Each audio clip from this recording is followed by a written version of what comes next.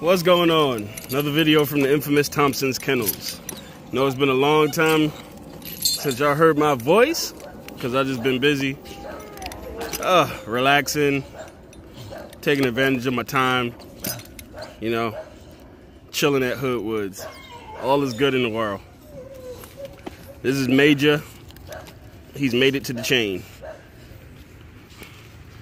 And he, very exceptional little pup, man.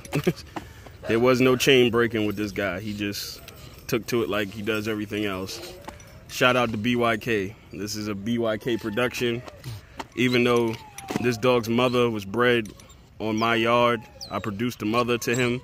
This is still a BYK production. I own this dog's grandparents. His grandparents on his mother's side are on my yard. BYK still has his mother. But tough skin, that's what we're gonna name this video. I always hearing some shit. I don't really care for the social media thing that much anymore. I try to get on here and do it when I can. I am gonna bring back the lives and stuff. We gotta start bringing back some educational content back to these dogs and stuff. You know, when you separate yourself and you view stuff for what it is, you kind of realize what part you play in the cogs and the wheels of how things work out and shit. So we are gonna bring back the lives and get that back up and rolling so we can get a little bit more educational content brought back to some of these conversations.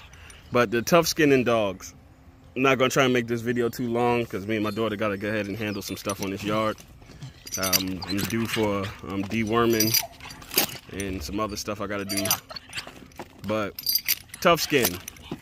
Realize in these dogs is tampons and pocketbooks. For all of the young brothers that reach out to me and stuff and ask questions, when you've been around dogs long enough, you kind of know how, I don't want to say a community because this is not a community. It's just what it is dealing in this breed of dog.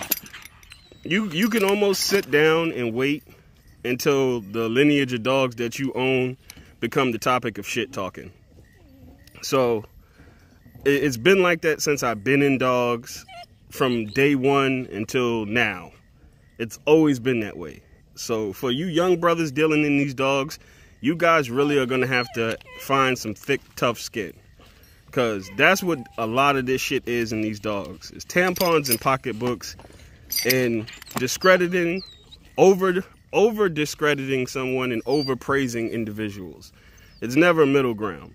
I would say since I've been in these dogs, there's probably about 2 or 3 well-known dogmen that I really haven't heard anything about. And even then I could really say I heard some things, but there's no real truth or proof to it. You get what I'm saying?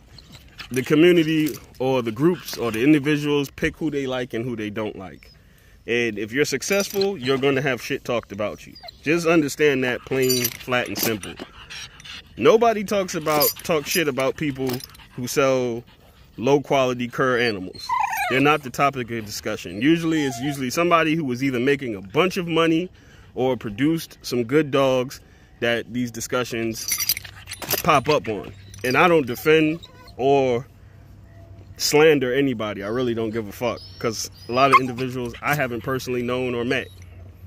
You may just see their name in the pedigree, but I never personally did business with them to know if they were bad, good, or whatever, racist or not racist. I mean, you know, but just understand that's what goes on. That's why a lot of people get turned off from these dogs, because people take it as a personal attack on them instead of just naturally what it is. It's conversation. A lot of conversation that can never be proved, either or.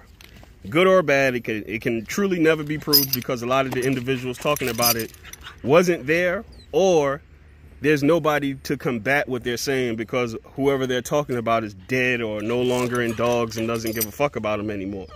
So you got to understand that. I always search for just good dogs. That's where it was at. Find good dogs, then figure out how they're bred, and go from there in this. Like, I just sat here and said I bred this dog's mother, but I didn't breed him. I still call him a BYK production because that's what he is. He's not from my yard. I didn't breed this animal. But let's just use this for an example. Let's just say little Major here turns out to be somebody when he grows up. and let's just say me and BYK have a falling out, and they say fuck me and I say fuck them, but I still own Major, and I got Major's papers. And that's not an if. I do have Major's papers. There's not a dog on my yard that's not ADBA registered, but neither here nor there. I got his papers. Or just say I didn't have his papers and we fell out. They would put papers on him. Most people are going to put papers on him. As you can see, Major fits in with my yard. He looks just like my Bulls, Bolio dogs, and everything. So they would put papers on him, breed him, and move forward. A lot of this shit happened. Yet again, I started this conversation off with tampons and pocketbooks. A lot of dog men argued, didn't get along, or they were good friends and then they fell out, and a lot of that shit used to happen. Either they had dogs that they received from their friend and they didn't have the pay. They knew how it was bred, but they didn't have the papers. They have a falling out, and that person would take papers off of their dogs and hang it on the dog that they got from so-and-so. This is going on throughout fucking history, people. So when you hear a lot of shit, you know, you can't just take everything you hear to heart. You know what I mean? And yet of all of these are stories. It's great conversation. It's great to talk about. It's very entertaining to listen to sometimes. Me, I'm not in it. I've been in dogs too long.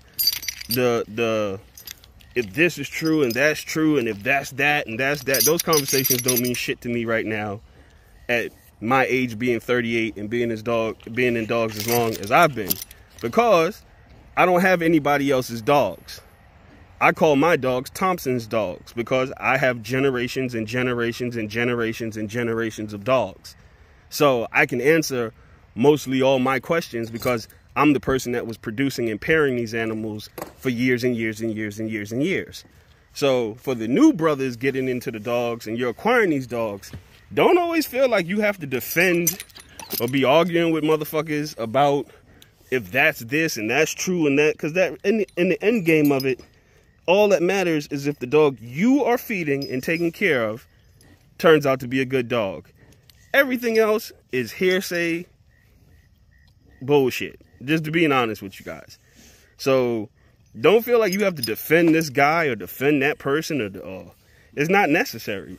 Just raise the dog that you own or the dogs that you own and make a name for them, and then it will carry on. That's how it works in dogs. You know, I remember all of the breeding for pedigrees and all of that. That's not realistic. Nobody's really doing that shit. That's just a topic for the internet to have. That's what the internet people say.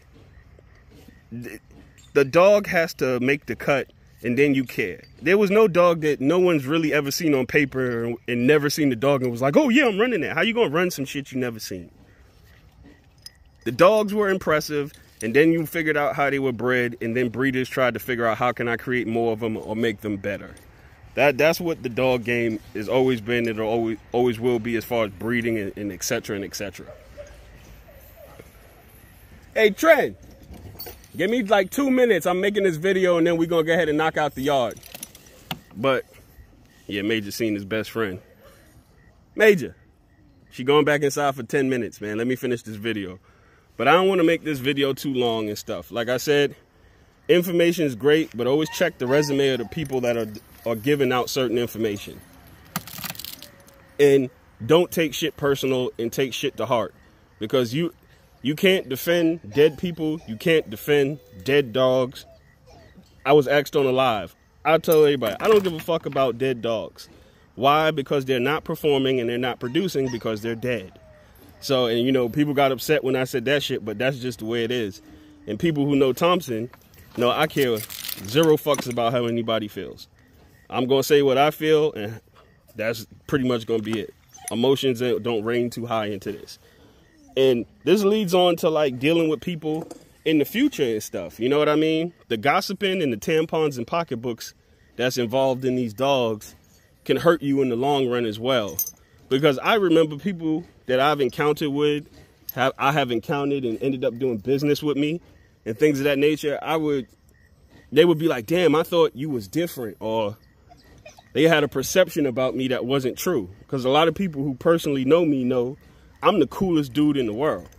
I'm very humble. I'm very respectful. Not a bad person at all. Now, you get on my bad side, I'll pistol whip the teeth out your fucking mouth. You know, that's just my bad side. But for the most part, I'm A1 all the way. You know, I'm not going to sugarcoat it for you. I'm going to give you the God's honest truth. But as long as I've been in these dogs, I never saw a profit from slandering or overpraising anybody. Because most of the time when you analyze a situation, when dogs or bloodlines or individuals get discussed, it's usually somebody trying to, behind the door, slander something so they can push their product.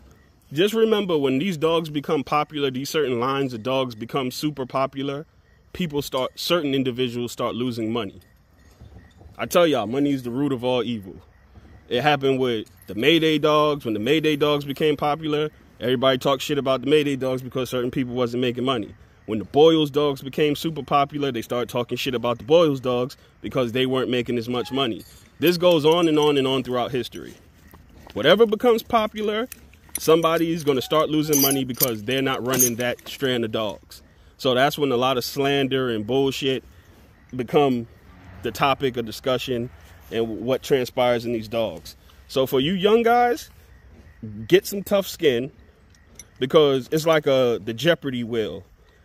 It'll spin around until it's the family tree of dogs or the bloodline that you have that everybody's going to talk shit about. And you got to have tough skin, because you'd be a fucking fool. You think that, well, logically, because I don't want to make this video too long. You think somebody's going to say something about a family tree of dogs that I own and I'm going to get rid of my dogs? The good dogs that I have, that I put work in, that prove themselves to be genuine animals, I'm going to cast them to the side because of what Tom, Dick, and Harry said? It's a question that you got to ask yourself. So a lot of you guys got to put stuff in context and understand social media is entertainment. Everybody who monetized their channel, I got up here and recently said I monetized my channel. And I get a little change now from YouTube. And repeat it again, it's change. It's not no sufficient money to do anything with. Now, if you're a person, and I'm not trying to play like I'm super rich, but I'm far from being poor. But when you're in dealing with individuals on social media and stuff, that little bit of change means something to them. So they have to constantly have content. So what's popular on social media? Conflict. Conflict, people arguing, going back and forth, and slander. That's what goes on social media. That's what's popular. That's what people click on. And that's where you get your money from. Because I didn't know this until I started monetizing my channel. Like less than 4 months ago, I got monetized. I didn't know this, but now I do. So now I know what really goes on behind the scenes. So just sharing this information with the young bulls, because I don't talk to the old heads, because trying to teach an old dog new tricks, everybody heard that saying. I'm damn, I don't want to say this shit, but I'm starting to become an old head. So I know I'm pretty much set in my ways when it comes to certain things. But I do talk to the younger fellas, the guys in the early 20s, teenagers getting into these dogs, the things that you're going to encounter that I personally encountered to help you out in the long run. Because when I got into these dogs, I heard it all. I got a line of dogs, made a video, and now that line of dogs ain't shit. It just goes on and on and on. It never stops. And it's not certain individuals. It's just how it is in the land of tampon and pocketbooks. So you young brothers, have a tough skin. Worry about the dogs you're feeding and making a name for your dogs, because that's what shuts everything down. Because when those good dogs get circulated out to the public and those dogs do what they're supposed to do, it's but so much shit people can talk at that point. Because then they got to say, well, hey, dogs can't be that bad because the motherfuckers keep going over there and getting them. The dogs that he keep putting out, they keep performing. So it can't just... some truth to this person having good dogs. So, and that's what you young fellas got to do. So don't get caught up in the hype. Don't go in the bathroom and have a temper tantrum and start freaking out and thinking about getting rid of your dogs because of what Tom, Dick, and Harry say. Stay true to what you're doing, and everything's going to come out in the wash. And try to establish your dogs. Don't hang your coat or tie yourself to none of these old timers or old heads Make a name for yourself and stand on your 10 toes on your square, and everything is going to work out for you, bro. Hard work and dedication. But yet again, this is Hood Woods, another Hood Woods classic for you guys. I apologize for not being around so much often. I just been busy, and I could really care less about certain things at this point in my juncture at life. So when I got time to do certain things, I'll do it. But I am going to try and bring back the lives, bring back some common sense to this thing. And I hope everyone out there is having a blessed one, and y'all hold it down.